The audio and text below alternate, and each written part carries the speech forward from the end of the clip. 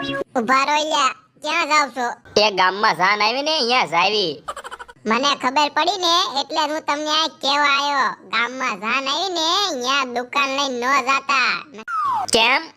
તમાર પાસેથી બધા વસ્તુ લે તો મારી વસ્તુ થોડી વેચાય. પણ તમારે તો દુકાન છે તો તમારે આવી દુકાન હું લેવા બનાવવી પડે? તમારે દુકાને જ બેહાય ને. પણ એલા દુકાન મારી ઓલી બાજુ છે અને જાન ઓલા પાદર આવી છે. યા થોડા કોઈ વસ્તુ લેવા આવે. એમાં અમે શું કરવી? કીધું ને જાન આવે છે ને અહીંયા કોઈ વસ્તુ વેચવા ન આવતા. મમરાભાઈ જાન તો પાછા આજે જ આવે છે હો. આપણે ભાઈ વ્યવહાર રાખવો છે ને. તો પણ તમે એક કામ કરો, તમે આ બધી વસ્તુ કેટલાની લાયા? 5000 ની. હું તમને 4000 રૂપિયા આપી દઉં. હાલો તમે બધી વસ્તુ આપી દો. હાલો. ના રે ના, તો અમારે 1000 રૂપિયાની ખોટ ન આવે. તો એક કામ કરો, 4000 માં મારી પાસે વસ્તુ છે ઈ રેમ લઈ લો. ના રે ના, તમારી પાસે ક્યાં 4000 ની વસ્તુ છે? અમારી દુકાન છે, અમને ખબર પડે 400 રૂપિયાની વસ્તુ છે.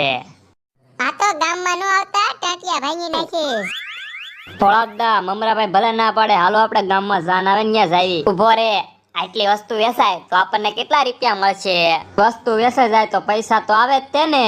પણ મમરાભાઈ અરે માથાકૂટ થાય તો ઈ હાસુ. તો એક કામ કરવી, જાન આવે ને અહીંયા કાંઈ વસ્તુ વેચવા જાવું નથી, આટલામાં વેચવી. મમરાભાઈ થી બી ગયા. એમ નો કેતો.